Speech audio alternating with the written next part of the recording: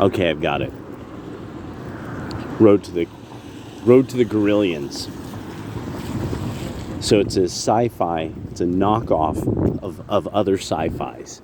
The thing is, though, is it's got to be some pretty dry humor at times. Like, there's no, yeah. And so the Lando Calrissian-esque character, of course, he has a perm. He has a perm. He has one of those mustaches that comes down this way, but he doesn't have this. He's got one of those black guy mustaches from the old days, and totally has like a hard perm, yoked as shit. Not like long perm, like the way Lando's was. And he always has like capes. He always has like crazy space outfits and stuff. And he runs a giant disco ball bar, and it's called the Rebellion. It's a space gay bar. So for some reason in the setting of this, the rebels who still go to the old bar, they've been they love that they've won, but ever since they've won the rebellion, they've been noticing that there's not that many space gays around. So that's one of the constant quests, is to find the space gays. Now, of course, there's a Darth Vader character, and there's a Palpatine character. Palpatine is literally in his moon, or his fortress, but he's Space Pope. And Space Pope is totally not into space gayness, like really not. He's everything to him is sus. But his mighty space fortress is being foreclosed upon, so he can't get fuel for his doomsday weapon anymore. And it might even be that there's like regulations now about doomsday weapons, some kind of joke along those lines.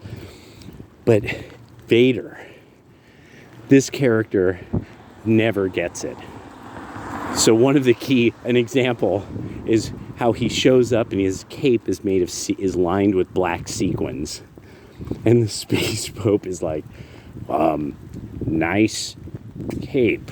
Well, everybody's been saying that today. It is blaster proof. I just had it designed. Like, he's always like acting extra butch, but everything about him is sus as hell. And so one of the things that comes up, people always do stuff like that to him. They're always kind of like he walks in and they're like, oh, nice cape. Your Space Pope has sent me to deal with your apostasy, or something, to what's supposed to be like a Jedi or an old Sith or something who's joined the rebellion. And they keep teasing him about his cape. He goes, you're just after my boyfriend, my hot boyfriend. He's like, and then he's like, something like, wrong. I'm killing your hot boyfriend, or something like that. It's like, but, and so Space Vader would still have to be a bad dude, but he would also have to be the butt end of a lot of jokes, so to speak. Yeah, just some thoughts about that, and there would have to be a Ferengi-esque guy who's always making deals. He always has various things that obviously are meant to be space drugs. And the big opening thing, Space Pope is sitting there, and you can see lights flashing, and you're thinking it's like like a war, and then he like turns on a light, and he's, and you could see him more illuminated, and then he just erupts in fury at the fact that those rebels are always partying. It just makes him so mad. And he's like, and he calls in, whoever the Vader character is, the rebels are always partying. They make me so angry, that something like that. Yeah. So that was, I don't know why, this has popped in my head. I was like, space gay bar, But the big thing is that the big joke that they're always on the search for the lost space gays. because it like they're always talking about some person. Now the reason why is, so honestly, I'm totally not even kidding. So basically, older older gay comedians can crack some funnies. Now the thing is, there's lots of costumes. The band, is our Yodas and Gonk droids, but they're of course not. They're like Yerdas, and and I don't know, some kind of droid. I don't know. I'm about to try to say the figuring out of where I'm like, wait, something about the thing I'm thinking. It sounds like a swear word or something.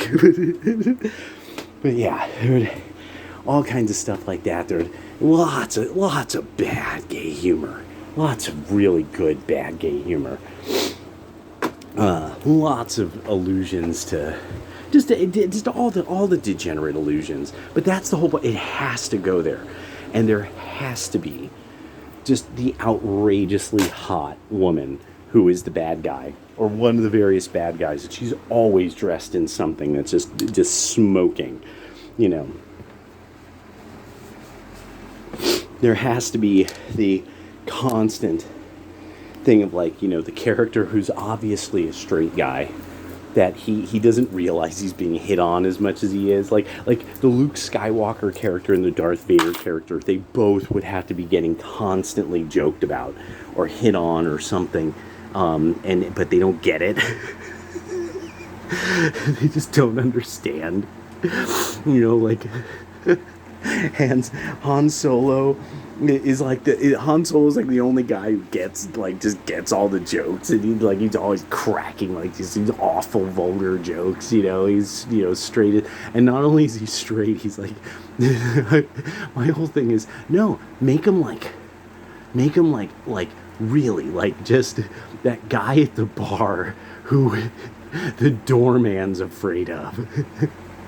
And he's always making these jokes, he gets totally smashed. It's like, me, I always shoot first, things like that, just these great gags that, people would totally understand from all the various Star Wars gags. Yeah. Whew. I think I need to, get one of those AI things. There's a lot of this stuff floating around in my head that when I'm sitting back there breading chicken, I'm like, that would be pretty fucking funny. I mean, to me, it would be funny. And I'll mention it to one of the coworkers, and they're like, oh my gosh. And they're like, wow, you really thought this through. And I'm like, maybe you need ChatGPT. And then I was like, really? Will that really help? So, all right. I don't know. Oh my God. Yeah, I had to do this to my computer. I love these things.